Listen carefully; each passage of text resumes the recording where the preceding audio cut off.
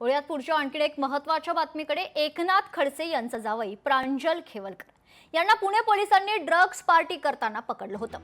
यानंतर राजकीय वर्तुळात भूकंप आला। एकनाथ खडसेंनी थेट पुणे पोलिसांवरच गंभीर आरोप केले होते।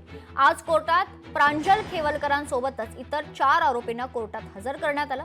या प्रकरणात कोर्टानं खेवलकरांना 14 दिवसांची न्यायालयीन कोठडी सुनावली आहे।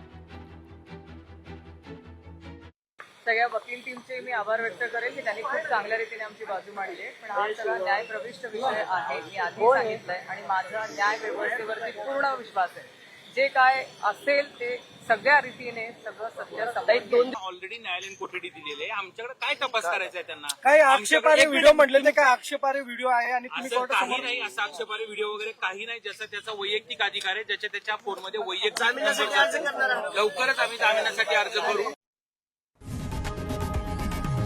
लोकशाही मराठी ऐका, पहा, जागरूक रहा।